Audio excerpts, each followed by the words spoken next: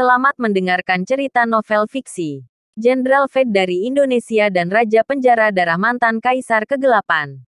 Bab 65. Itu semua karena Anda mengacaukan orang yang salah. Brak. Pada saat ini, semua orang dikejutkan oleh kelompok tamu tak diundang ini, yang baru saja menerobos ke dalam rumah. Dan terutama ketika mereka melihat bahwa kelompok orang ini dipimpin oleh pria botak buas yang terkenal itu. Semua orang kehilangan semua warna di wajah mereka.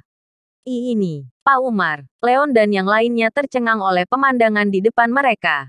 Mereka tahu bahwa pria ini adalah Pak Umar, tiran bagian utara kota Jakarta. Orang yang sangat berbahaya, tidak ada yang berani dengannya. Hanya saja, mengapa individu kejam ini di sini? Membawa serta puluhan orang. Kehadirannya mengintimidasi, seolah-olah dia datang untuk membalas dendam. Ini adalah akhir. Pada saat ini, Leon dan yang lainnya mau tak mau hanya melihat keluarga Lintang dengan kasihan. Bagi mereka, Pak Umar datang ke sini secara pribadi. Target balas dendam bukanlah keluarga Lintang. Pak Umar, tidak hanya Leon dan kru bingung. Bahkan Andika dan Ivan juga sedikit tertegun juga. Ketika mereka akhirnya bereaksi, mereka sangat gembira. Beberapa waktu yang lalu, mereka telah mencari kaki tangan Pak Umar, anjing gila, untuk mematahkan kaki Lintang. Tapi setelah itu, tidak ada kabar darinya. Dan bahkan ketika Ivan menghubungi anjing gila, panggilan itu tidak pernah berhasil. Pada awalnya, Ivan masih bertanya-tanya mengapa anjing gila dan anak buahnya belum mengambil tindakan. Tapi sekarang, Dot ada di sini. Dan yang lebih menakutkan lagi, Pak Umar yang secara pribadi membawa anak buahnya. Ini benar-benar akhir untuk Lintang. Hahaha, kamu dan mulut terkutukmu. Lintang, ini adalah pembalasan. Lihat, seseorang ada di sini untuk membalas dendam padamu. Dan terlebih lagi, itu Pak Umar. Hahaha, tawa Ivan luar biasa histeris.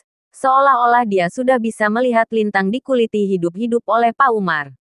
Setelah mengatakan itu, Ivan langsung menyambut Pak Umar dan anak buahnya. Ketika dia mendekati kelompok itu, Ivan sangat gembira saat dia berkata, "Pak Umar, saya Ivan, teman anjing gila." Kemudian, ia melanjutkan sambil menunjuk Lintang memudar. "Pak Umar, orang itu, Lintang. Anjing gila telah mencari untuk mematahkan kakinya dan karena Anda berada di sini hari ini, saya tidak tahan. Ingin melihat cara Anda dan pukul dia sampai mati. Biar dia tahu seberapa kuat Anda." Hehe, kata-kata Ivan sangat kejam. Dia sangat membenci Lintang sehingga dia tidak sabar untuk melihat Pak Umar dan anak buahnya mematahkan anggota badan yang terakhir. Leon dan semua anggota inti keluarga Barma mendapat kejutan dalam hidup mereka saat mereka mendengar kata-kata itu. Baru kemudian mereka tahu bahwa target balas dendam Pak Umar sebenarnya Lintang. Ini akhirnya karma untuk pemuda sialan ini. Leon dan yang lainnya menggelengkan kepala dan menghela nafas. Namun, sama seperti pikiran yang terlintas dalam pikiran mereka. Plak, tamparan keras bergema di seberang ruangan. Semua orang terkejut. Melihat Ivan ditampar begitu keras sehingga dia terjatuh ke tanah dan orang yang menamparnya sebenarnya adalah seorang pria yang terluka dengan perban yang melilit di lengan dan kakinya. "Ini, anjing gila. Anjing gila. Kau juga di sini. Kenapa kau memukulku? Kau tampaknya terluka." Ivan tercengang.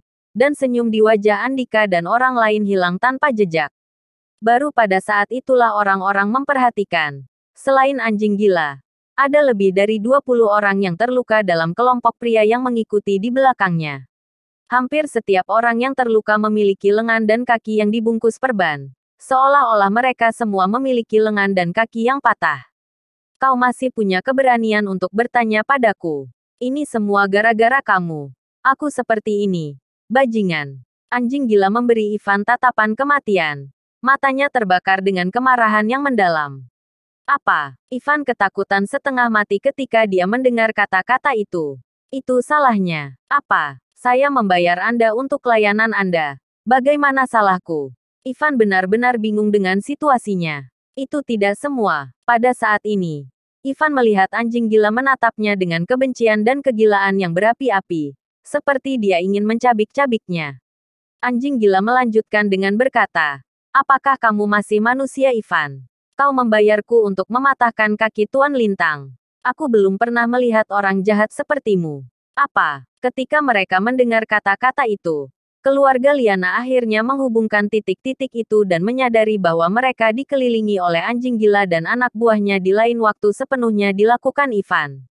Pada saat itu, wajah Siswanto dan yang lainnya tidak bisa menjadi lebih buruk. Tidak akan pernah mereka harapkan Ivan membenci Lintang sedemikian rupa. Ivan dan ayahnya, di sisi lain, benar-benar kaget.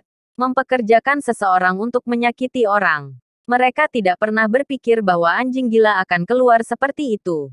Sialan ini. Segera setelah itu, mereka mendengar anjing gila berteriak histeris, Ivan. Aku memberitahumu. Aku, anjing gila, adalah orang yang jujur. Aku tidak bisa dibeli oleh Anda. Apalagi menyakiti orang yang tak bersalah Lintang. Hari ini, saya akan mengajarkan orang kejam dan berdarah dingin seperti Anda sebuah pelajaran. Apa? Ivan takut ketika mendengar itu. Segera setelah itu, dia melihat anjing gila memerintahkan dengan lambaian tangannya. Tangkap dia. Apa? Lalu, dalam sekejap mata, besar, pria kekar bergegas maju satu demi satu. Dengan pentungan di tangan mereka dan mengelilingi Ivan dan Andika. Krek. Belasan pentungan mengayun turun secara serentak.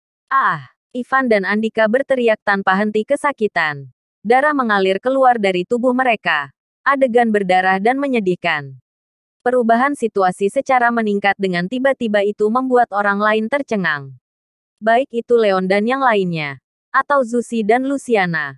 Mereka semua tercengang oleh kejadian di depan mereka. Apa yang terjadi di sini?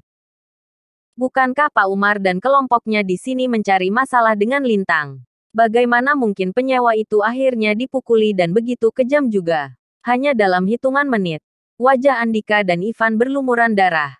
Kulit dan daging mereka robek karena pukulan. Pak Umar, berhenti. Kita akan mati jika ini terus berlanjut.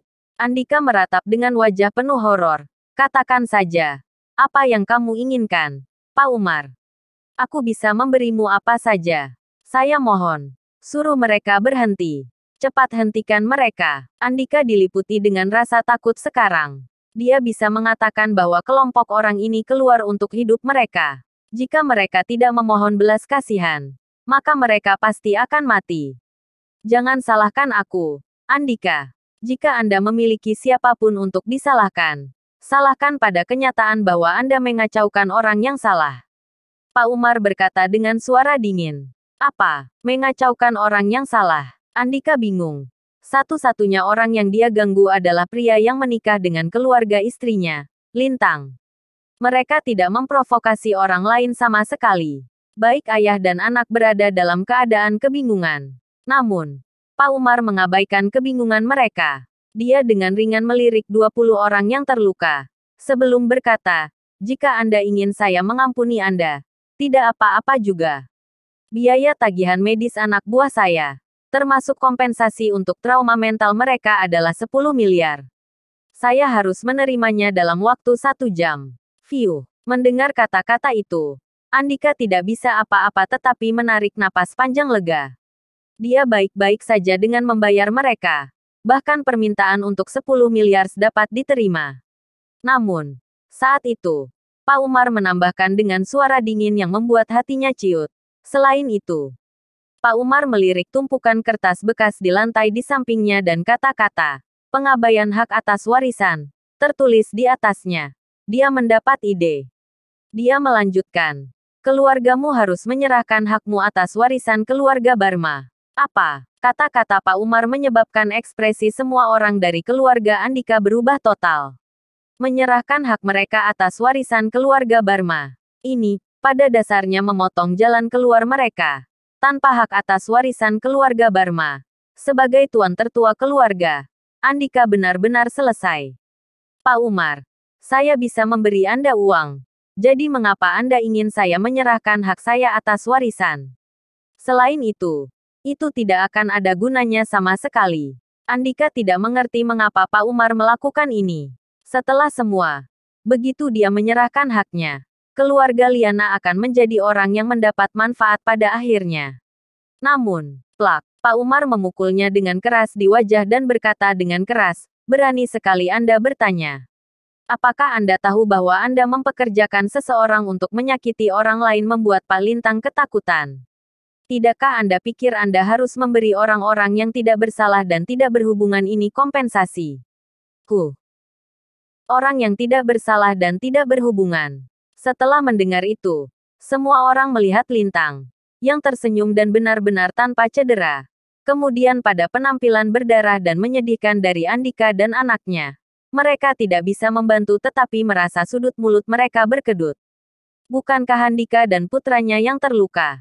Ini